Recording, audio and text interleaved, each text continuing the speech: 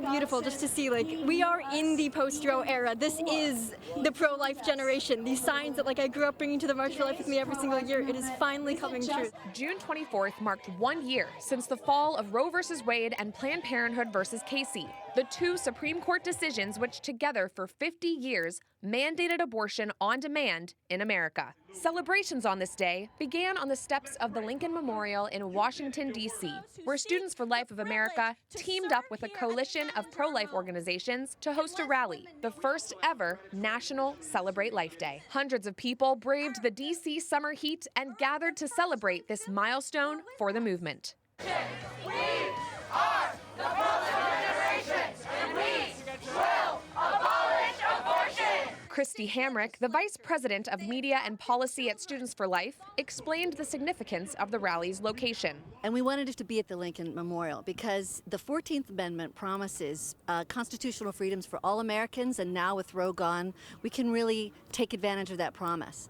So it's exciting to be both at the Lincoln and celebrating the end of an intellectual travesty that was shoved into our Supreme Court and shoved into the Constitution. Pro-life activists, politicos, and lawmakers gave remarks, focusing on next steps for the movement. One of those speakers was Mississippi's Attorney General, Lynn Fitch, who took the Dobbs case to the Supreme Court back in December of 2021. Gosh, what an incredible day today. What a blessed day that God has given us. She shared with us some of the ways Mississippians have ramped up care for mothers and babies since her team won that case, overturning Roe. In Mississippi, we truly engaged. So as soon as the decision came down, we started working on our plan.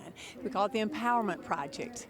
Not just only for our state, but we hope other states will adopt it too, because that's truly how we change the hearts and minds of our fellow Americans. The celebrations continued that evening with a gala to commemorate pro-life heroes who shaped the movement early on, including Nellie Gray, the founder of the March for Life, and Pope St. John Paul II. For both pro-life and pro-abortion camps, the anniversary served as a call to action. Pro-abortion activists pointed to the 2024 elections and stressed the need for Congress to enshrine abortion into law. So we have a clear job ahead of us, right? It's electing reproductive freedom champions. Over the weekend, President Joe Biden also doubled down on electing pro-abortion lawmakers such as himself, despite his professing the Catholic faith. The court got Roe right 50 years ago, and I believe Congress should restore the protections of Roe v. Wade once and for all. But we need your help. So I'm asking again, are you with us? You're going to get this done? Though many pro-life battles are now being hashed out in the states, pro-life leaders are also calling for federal action. Live Action's Lila Rose was at the Capitol this past week, urging lawmakers to provide equal protection for unborn babies in the law provided by the 14th Amendment. At an event the day before the anniversary of Roe versus Wade's demise, Rose said that ensuring 14th Amendment protections is the new North Star for the movement.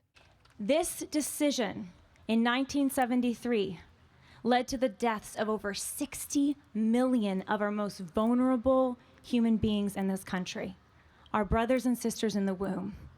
And so while we remember their deaths and we mourn them, we also look forward with enthusiasm, with optimism, as we realize that the potential to protect every life in this country, to finally affirm human rights for all, is within reach. The decision in the Dobbs case returned the Democratic debate on abortion back to the states, leaving it to state legislatures to enact laws that stop abortion. Thus, the battle continues in the states and in local communities. With exactly half of states in the U.S. enacting strong pro-life laws over this past year, it's clear that the movement faces challenges ahead in achieving a totally pro-life nation. Challenges that go well beyond laws and Supreme Court battles. But Fitch and other leaders are determined and seemingly won't stop until every precious unborn child is guaranteed a chance at life outside the womb. Because we asked the justices for the job. We told them the American people are ready, and we truly are.